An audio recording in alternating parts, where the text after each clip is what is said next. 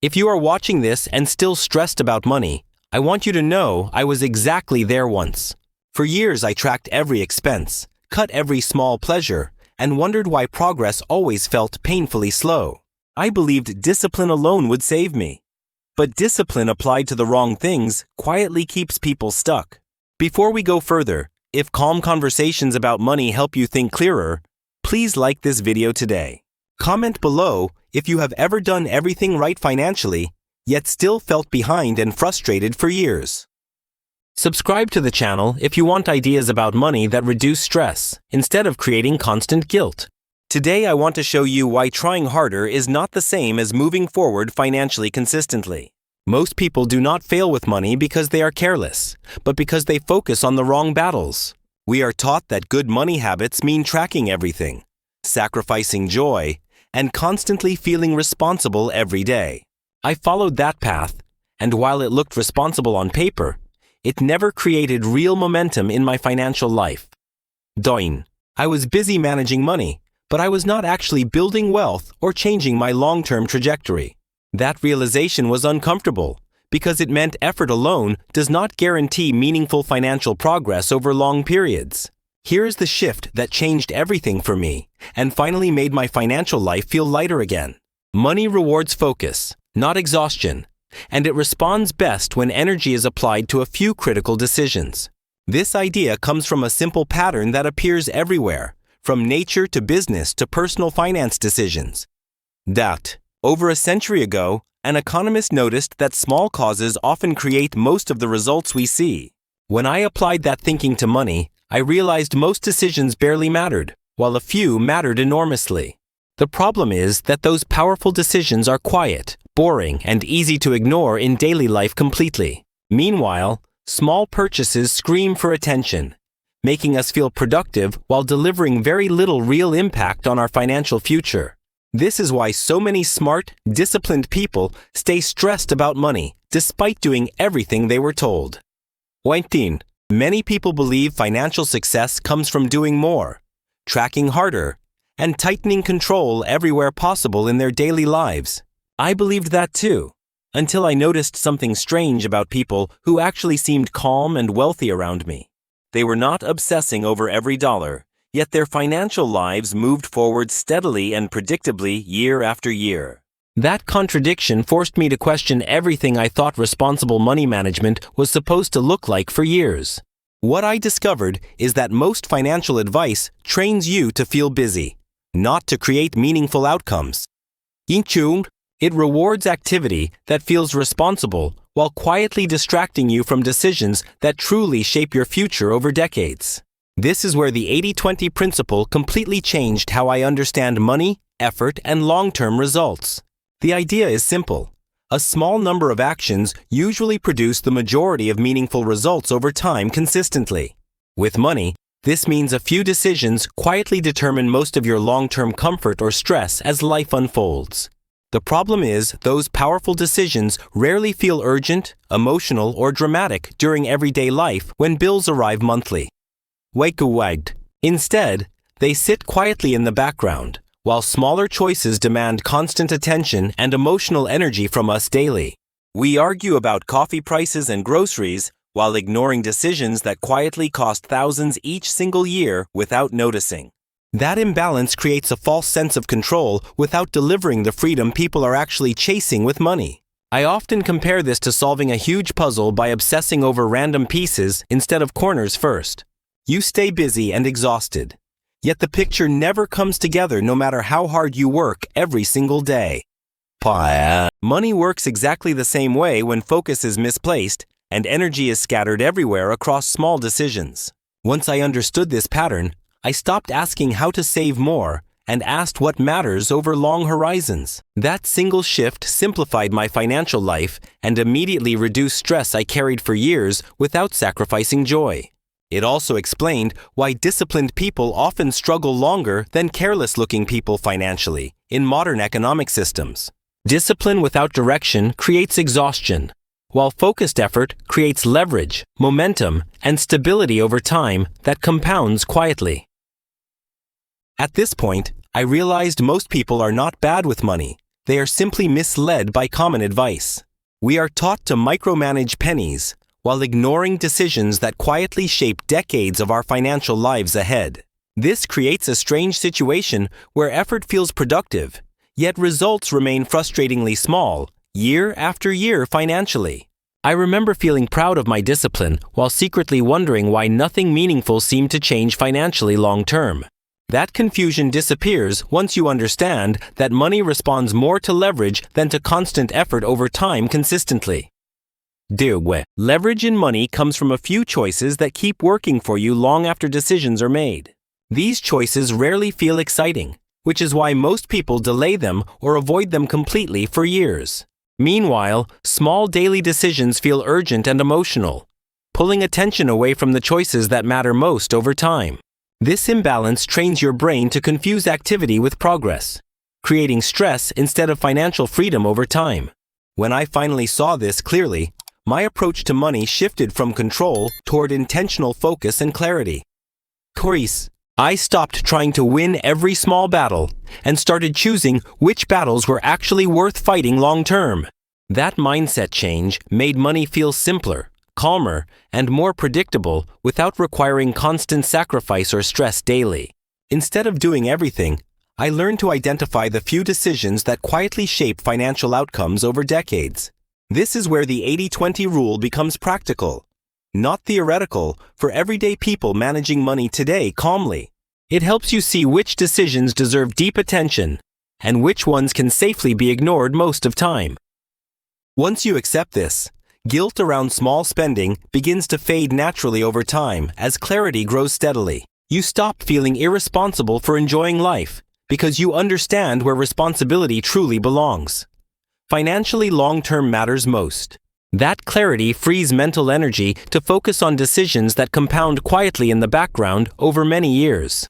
And those decisions, once set correctly, reduce stress instead of creating endless daily tension about money choices constantly.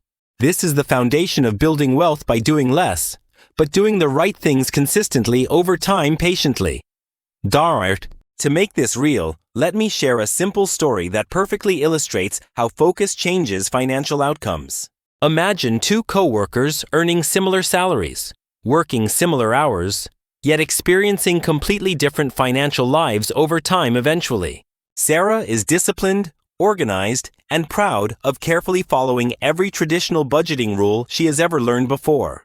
She tracks every expense, brings lunch daily, skips small pleasures, and feels responsible with money every single month. On paper, Sarah is doing everything right, yet her financial progress feels painfully slow and exhausting over time. Meanwhile, James earns the same income but approaches money with a completely different mindset and priorities overall today. He does not track every dollar, and he does not stress about occasional spending on convenience or enjoyment. Instead, James focuses his energy on a few large decisions that quietly shape his financial future over time. First, he chooses housing that fits his income, even if it looks less impressive to others at first. That single housing choice frees hundreds of dollars monthly, creating breathing room without constant sacrifice or stress long term. Second, James avoids a large car payment by choosing reliable transportation without chasing status symbols or trends today. This decision quietly saves him thousands each year and prevents future financial pressure from building over many years. Finally, James focuses on increasing income by improving skills and pursuing better opportunities intentionally over time, consistently, patiently. Over time, these three decisions compound together, creating results far larger than small daily savings ever could alone. James appears relaxed with money, not because he is careless, but because he chose leverage early in life. Sarah, however, feels constant pressure because her effort targets small decisions instead of powerful ones over many years. This contrast shows why discipline alone is not enough to create meaningful, lasting financial change for most people.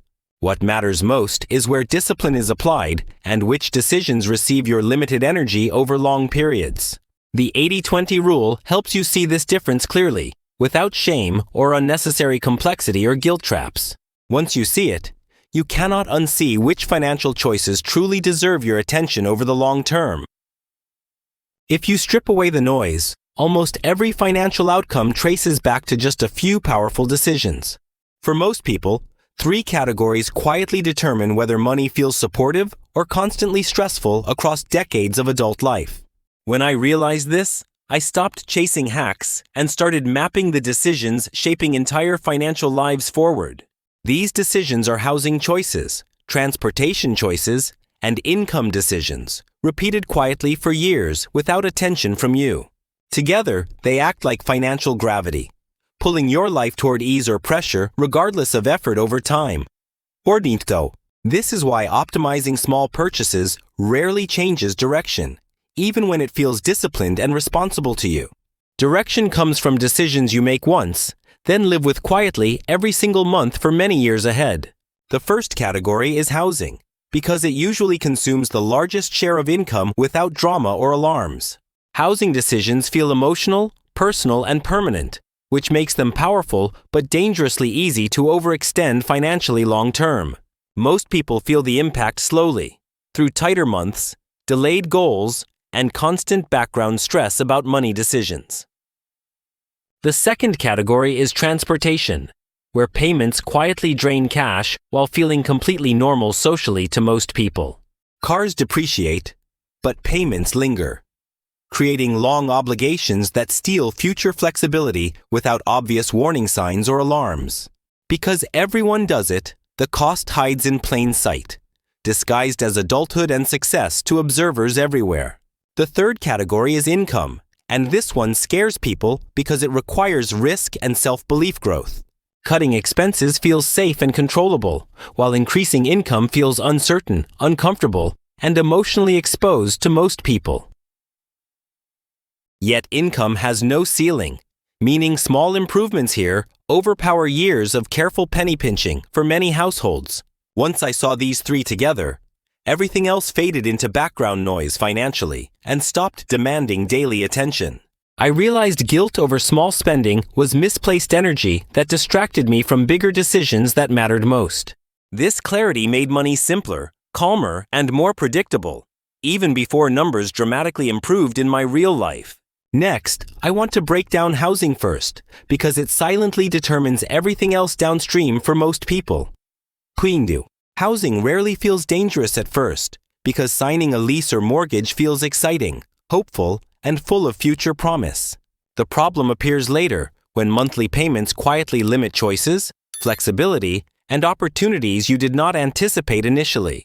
Because housing is recurring, small percentage differences compound into massive gaps over decades without anyone noticing early enough. Spending 40% of income on housing versus 25% changes everything about your financial breathing room. At higher housing ratios, stress becomes constant. Savings shrink invisibly, and every unexpected expense feels amplified emotionally suddenly. People respond by tightening small spending, believing discipline will fix pressure actually created by an oversized housing decision. This is why housing quietly controls how much energy you have left for investing, growth, and opportunity creation. When housing costs are reasonable, money problems feel manageable, temporary, and solvable, rather than permanent and suffocating ones. But when housing is stretched, every other category must suffer to support that single monthly commitment over time. This is why people feel broke despite decent incomes, because fixed costs silently consume future possibilities for years.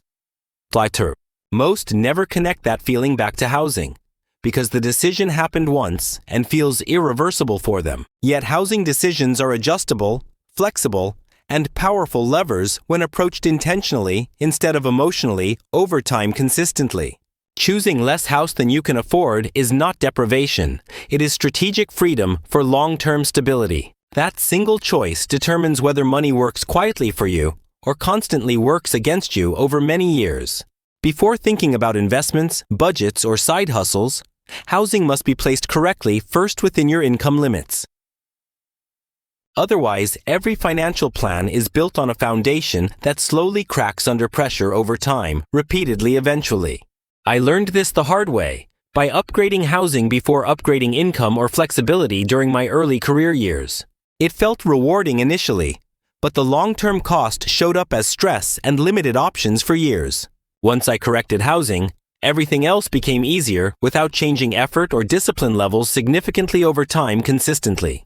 This is why housing is the first lever you must understand before touching anything else in your finances. Let me put real numbers to housing, because clarity appears when vague stress becomes concrete math. If you earn $70,000 annually, spending 40% means $28,000 goes to housing yearly. Spending 25% instead means $17,500, creating over $10,000 difference annually. That difference does not feel dramatic monthly, but yearly it quietly reshapes what is possible financially. Invest that $10,000 annually at a modest long-term return, and decades later, the gap becomes life-changing. This is why housing is not just shelter, it is a long-term investment decision in flexibility. Most people never run this math, because housing feels emotional rather than numerical when decisions are made initially. They optimize for comfort today without realizing they are borrowing stress from their future selves unknowingly. Once housing pressure is removed, saving, investing, and planning stop feeling like constant uphill battles daily. This is also why housing mistakes feel so heavy, because they repeat every month without mercy.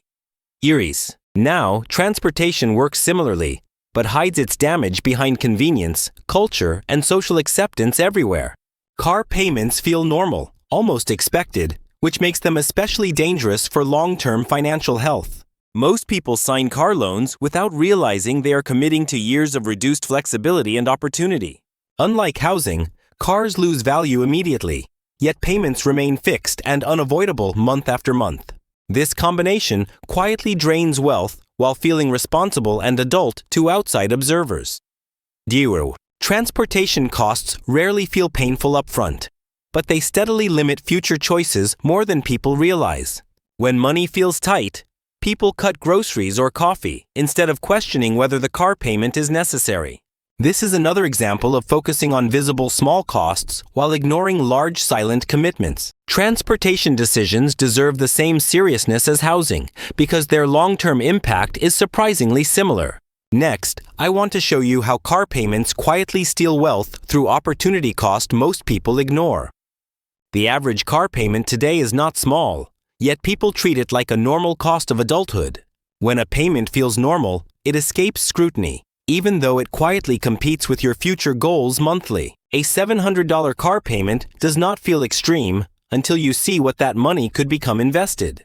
If you invested $700 monthly at a reasonable long-term return, the numbers become shocking. Over 20 years, that single payment could grow into hundreds of thousands of dollars working for you. Instead, it often disappears into a vehicle that loses value the moment you drive it home. This is the true cost of car payments, not the sticker price, but the future you give up. Car dealerships focus your attention on monthly affordability, because monthly thinking hides long-term consequences effectively. When you think monthly, decisions feel manageable, but when you think decades, many choices look very different. Transportation becomes a wealth killer when convenience and status override long-term financial reasoning completely. I am not saying never enjoy nice things, but understand which comforts come with massive hidden trade-offs. A reliable used car often provides the same function without chaining your future income to fixed obligations. This choice rarely feels exciting, which is exactly why it has such powerful long-term effects. Quiet decisions compound silently, while flashy decisions demand attention but rarely build lasting stability. Transportation freedom gives you options, flexibility, and resilience when life inevitably changes direction unexpectedly. DART. Removing or minimizing car payments often feels like relief. Even before financial numbers significantly improve, that relief creates space to invest, plan, and take opportunities without constant background pressure.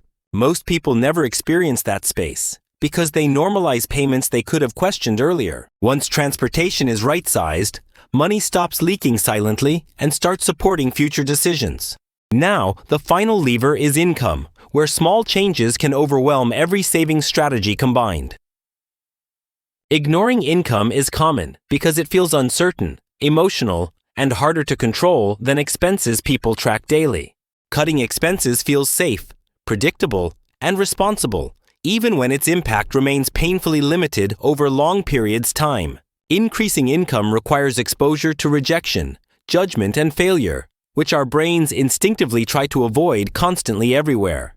This is why many people would rather save $50 monthly than ask confidently for a raise today. Yet the math is brutal and undeniable when comparing income growth against years of careful expense-cutting habits. A 20% income increase often adds more annually than decades spent tracking small discretionary purchases every month. Income has no natural ceiling, making it the most powerful long-term wealth-building lever available to anyone.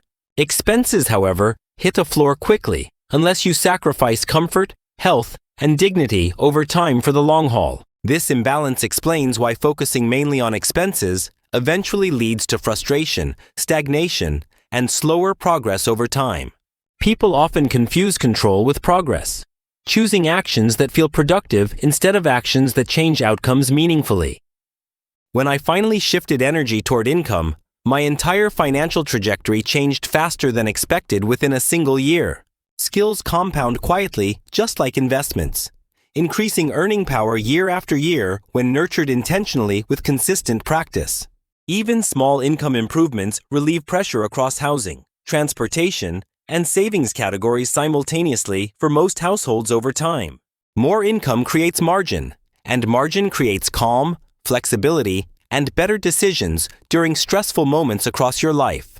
This does not require chasing unrealistic dreams, but intentionally positioning yourself for stronger opportunities within your current environment. Once income, housing, and transportation align, money stops feeling adversarial and starts feeling supportive in everyday financial decisions. At that point, budgets matter less because structure replaces vigilance and emotional decision-making across daily life situations. Wealth begins growing quietly through alignment, not sacrifice, as a few critical decisions compound over many years ahead. This is the real power of the 80-20 rule applied honestly to your finances over the long term. Next, I will tie these ideas together into a simple framework you can remember easily and use immediately. Ikiboth. If you remember nothing else, remember this simple framework guiding every smart financial decision you make from now on. Focus first on a few big decisions, then allow everything else to become background noise over time patiently. Build your life so housing, transportation, and income support you instead of quietly draining you over time continuously. When those three align, money stops feeling stressful and starts feeling predictable and manageable again over long periods. You no longer need to micromanage every purchase because structure replaces constant vigilance in daily financial life decisions. Document. Small expenses lose their emotional power once the big picture is handled correctly consistently over time ahead properly. This is how wealth grows quietly, without drama, sacrifice, or constant guilt for most people willing to focus. Doing less does not mean caring less. It means caring deeply about the right things for your future self. If this perspective shifted how you think about money, share it with someone who needs it right now. Subscribe for more calm conversations about money. And remember, focus beats effort every single time over the long term.